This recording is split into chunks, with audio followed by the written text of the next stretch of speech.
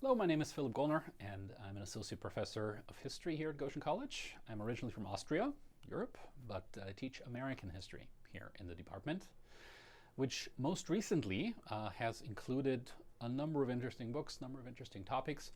And as is the case with all of history, you dive into some sources, you dive into some stories that you think might matter, and then you wait a few months, you wait a few years, and it turns out they really do matter. And it certainly was the case with this book here that I read with some students in spring. It's called Waiting Till the Midnight Hour, a narrative history of Black power in America, trying to pull us away a little bit from our image of the civil rights movement as some marches, some negotiations, some nonviolence, and then harmony.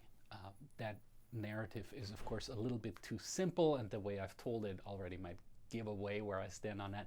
But the book is trying to pull us away from that a little bit and open up some more difficult dynamics that, it turns out, haunt us still in a history of America that is by no means closed. So that was one of the books that we read through. We discussed, we looked at some of the sources, we read speeches, dove into what some of the main characters in that book thought and what made them stand out, what made them matter during this time and into today. Another topic we just covered recently, and you might find odd enough to be interesting, is this book. This is last fall semester, newly assigned. It's called Red Meat Republic, a hoof-to-table history of how beef changed America. This is not a culinary class. This is not going to be a class on how you should cook your beef and how you should like your steak, or whether eating steak is moral to begin with, but it is a history of how Americans have come to eat the way they eat right now, and what else that has done to the collective understanding of people, of communities, of farms, of meat packers, of immigrant laborers. So it's a long range of American history through the eyes of a cow, and that sounded really odd just now that I thought of it. But there it is. That was the class, American Foodways. So history of America through the lens of food and through the lens of how people produce food and consume food. So some snippets there on what we do in a classroom. How do we do it? We do it by reading, we do it by talking, a lot of talking, and we do it by writing. And in the course of that, I think we hone our skills in critical thinking. I think our writing becomes better. I think our ability to listen to each other's and make a difference between what story matters and which ones don't, and why that is, which story has an influence in today and which one may be off and leading us into a wrong direction of explaining how things are now. All that is part of how we go at those topics in history classrooms. It's very much a debate-centered, writing-centered, argument-driven, empathy-seeking environment. When you stand at the beginning of your college career, that may all sound like nice buzzwords. I don't think it is. I know there's many college degrees that promise you job X at the end of your 4 years here, right? You study certain things, you study pre-law, you become a lawyer, and perhaps one day a judge. You study social work, you become a social worker. You study accounting, you become an accountant. And we're all unsure, particularly in a time like this, what we're actually going to do with the college degree that we're going to get into. History does not promise you that you're going to be studying history and then you end up in history grad school and you become a history professor. That's by no means the only career outcome, and it's not the one that I had in mind when I first started studying history.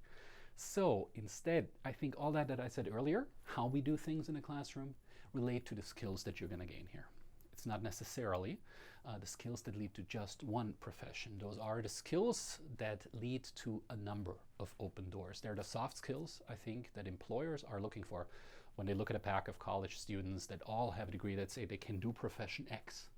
Well, but what about critical thinking skills? How do they write? How do they communicate? Is what many employers ask there if they look for people that stand out a little bit. And history degree, I think, is an excellent preparation for that. If you were to ask, well, what do people then do with a history degree if you can't point me to outcome X? I would say first that a lot of our students end up in graduate school. In fact, we're the second highest college in Indiana, percentage-wise, in forwarding students onto graduate school. That's not just history degrees. That's all kinds of fields because of these skills that they acquire here. What comes to mind in terms of what students do now? Well, they're entrepreneurs. They're certainly lawyers. There are some historians and history professors among them, but they're also journalists. They're teachers, they're editors, they're in new media.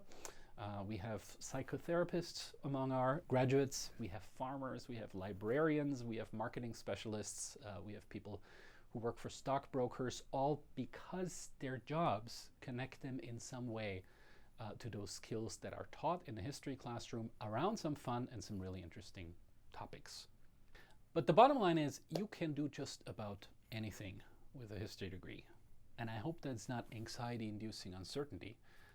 I hope that's a hopeful thing, because there's a lot of experts that say that the jobs of the next generation aren't even created yet.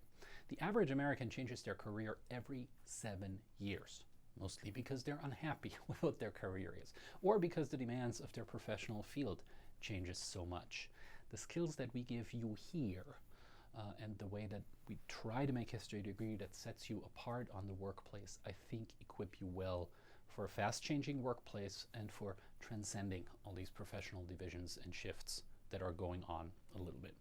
So if you want to solve the problems of humanity, I'm quite sure you will find the technical skills required, either on the side, or in a double major, or in a minor, or mostly probably in graduate school. You're interested in Goshen College after all, so that means you're curious, you're smart, you're ambitious, and you're going to find the nitty-gritty and hands-on things that you need to do. Our internships are a great way to do those as well. But first, let's try to understand what the problems of humanity really are, and why they're problems, and if they're problems, and how they came to be problems. And that's what we do here. So in short, I think history is just the best major if you really want to learn a lot about the world, about each other, and at the end of the day, about yourself as well. Hello, my name is Chelsea Foster. I am from Indianapolis, Indiana, and I am a recent graduate. I graduated with a history degree from Goshen College. I get asked a lot what I want to do with that, which is a valid question. Usually people think I want to become a teacher, and I do not at all. Highly respect teachers, but I would be very bad at it. So my career goal right now is I want to get out and work a little bit. I want to work at the ground level with some communities and to keep learning. I hope to go to grad school for urban planning and resilience. And after that, I hope to work somewhere in public policy. I'm not sure where any of this is going to take me, but I hope that in whatever field, wherever I'm at, wherever in the world, that I am being an agent of change. So that's kind of my career goal in a short sum up. I just wanted to tell my story a little bit, my story of how I got to Goshen, why I'm here, what has been some of my favorite parts about being here, and what does it mean to be a part of the history department, to give you a little inside look at Goshen College from someone who's graduated, who spent 4 years here. And so, like I said, I'm from Indianapolis, Indiana. And choosing Goshen was almost, it sounds cliche, but it felt like fate. I had no idea where Goshen was. I had no idea what a Mennonite was. I didn't know anything of this area. And literally by chance, by looking in the spam folder of my email, I found an email from Goshen College, and I was intrigued and I wanted to look into it. And one thing after the next, I ended up visiting. And someone told me long ago that when you visit the campus that you feel like you should go to, you'll know you're supposed to be there. You'll know it in your gut. And I knew as soon as I set foot on campus that this is where I was going to be. I couldn't explain it. It wasn't like this overwhelming feeling of like, oh, this is where I'm supposed to be, or it wasn't this huge sign, but I just felt it in the pit of my stomach that this is where I was supposed to be. And I talked to different departments, and they made me feel really welcomed, and they made me feel like I could make my way around Goshen and make it what I wanted it to be.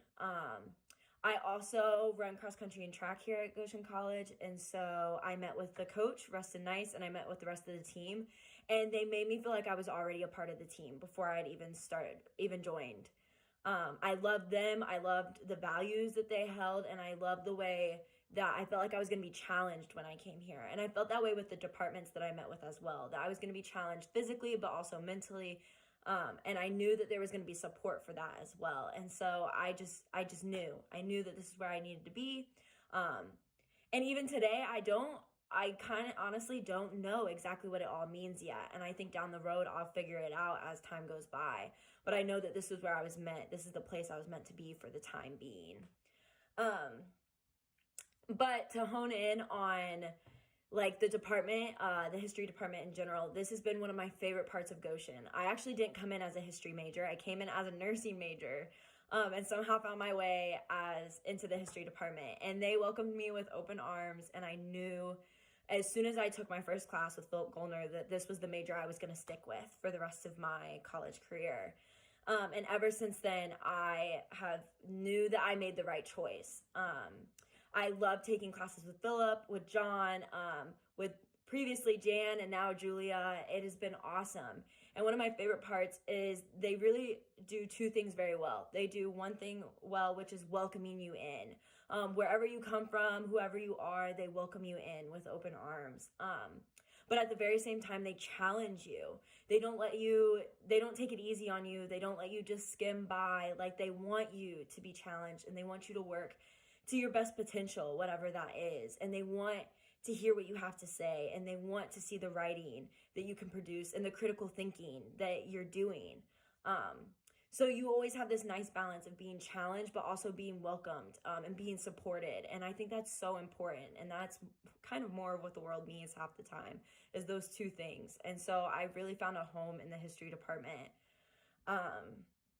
And one of my favorite classes, actually, I have so many, it's really hard to choose one, but I'm doing it for this video. But one I took was with John Roth, and it was War and Peace in 20th Century Europe. And so you talk about a lot of the things that you hear in high school, like World War I, World War II, those things. But at one point in the class, we really honed in on the Cold War. And we read this book. It's called The Year That Changed the World. I recommend getting it because it's so good. It's so well written. It's packed with so much. And the depth in it is mind-blowing, because it talks about a lot of the revolutions that happened that led to the Berlin Wall falling. And just things I never learned about, things I never knew, and that just opened my mind to so many possibilities of what the world can look like and what the world can be and what it has been. Best part is you just get to sit and discuss these things too. You're not just getting like lectured at, you're not just reading things, like you're actually discussing it with other people, and you're really learning from not only your professors, but your peers and yourself. And I found that in all of my classes, and I'm so grateful for that. And one of my other favorite parts about, Goshen College as a whole, but the history department specifically, is that we're supposed to do an internship. And I did my internship last summer, and I did it in Chicago, and I worked with an organization called City Service Mission. And it's a really awesome organization. Basically, I was a city host, so youth groups would come in from across the country. They would come to Chicago, and they kind of thought they were doing like a mission trip, but we thought of it as a service learning opportunity. So they would stay for a week, and I would drive them around the city. I would drive them to their service sites. I would, kind of lead them in what they were supposed to be doing. I was their guide, basically. But the most important part of the job, and the part that I found the part I loved the most, but found most essential, was the engagement that I had with the students, but also at the service sites. So with the students, the youth group kids, I really tried to engage and have dialogue with them about injustices happening not only in Chicago, but across the world, and probably back in their hometowns. Which a lot of this was brand new things for them, and things that they were seeing like face to face for the first time in their entire lives. And so this was really important to engage with them and really connect with them and teach them about these things, so that they could go back to their hometowns and do good work there and promote justice. And then on the other side, working with the service sites, the service ministry sites that we worked with, really connecting with the people who are doing the work day in and day out for their community, and getting to learn from them and learn what it's like, and learn how they get up every day and why they do what they do, and just all of the work that encompasses, and the strength and the resilience that's built into that. My summer was I just learned so much. And of course I learned a lot of historical elements, right? Like the history of Chicago and how that factors into injustice, which is so important. But I also just learned from the people that I was around, and I learned from the people who live there day in and day out and know the city and know what they're experiencing. And that was, when I say it transformed my life, it transformed my life. It was pretty amazing how my life 360'd after that, and how different of a person I am now a year later than I was when I first went to Chicago. And so the program's not without its faults, but it's pretty awesome. And it's an awesome way to learn more about injustices and how we can be agents of change. And that wouldn't have happened if I didn't have to take an internship with the history department, if David Kindle didn't set me up with the service inquiry program, and if I didn't get connected with City Service Mission. I would have never experienced any of these, and I am very grateful to Goshen for that, because not only do they teach me in the classroom, but I get opportunities and experiences to learn outside of the classroom as well.